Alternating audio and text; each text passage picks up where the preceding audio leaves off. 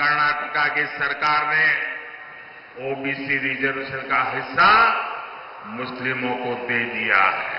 BJP के लोग कहते हैं हम आरक्षण को खत्म कर देंगे। It is a battle royale over reservations for scheduled castes, scheduled tribes, other backward classes and Muslims.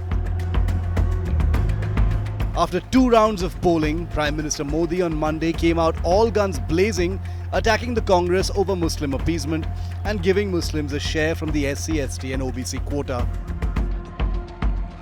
Congress की वोट बैंक की राजनीति के चलते अब देश में एससी, एसटी के अधिकार भी सुरक्षित नहीं है। संविधान धर्म के आधार पर रिजर्वेशन की बात नकारता है, नहीं स्वीकारता है, लेकिन कर्नाटका की सरकार ने ओबीसी रिजर्वेशन का हिस्सा मुस्लिमों को दे दिया है। The Prime Minister also reiterated it was Modi's guarantee that reservation provided in the Constitution for SC, STs and OBCs will be fiercely protected.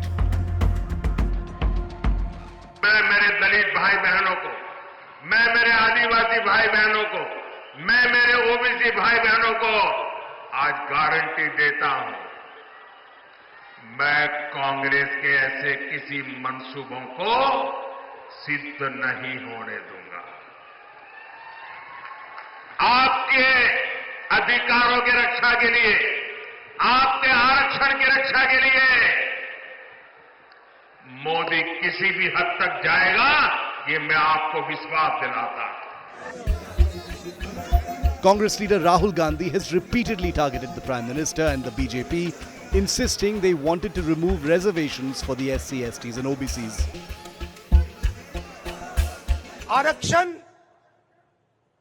का मतलब क्या है? सबसे पहले कि देश में गरीबों की, दलितों की, आदिवासियों की, पिछड़ों की भागीदारी होगी। यह है मतलब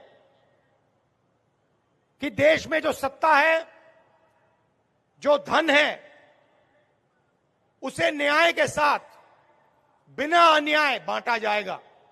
रिजर्वेशन का यह मतलब है। रिजर्वेशन को खत्म करने का तरीका प्राइवेटाइजेशन, रिजर्वेशन को खत्म करने का तरीका अग्निवीर। जहां भी कमजोर लोगों को थोड़ा सा फायदा मिलता है, किसानों को थोड़ा सा फायदा मिलता है, मजदूरों को, छोटे व्यापारियों को थोड़ा सा फायदा मिलता है, वहां ये लोग, उनका ध्यान चला जाता है, उसको बंद करने की कोशिश करते हैं।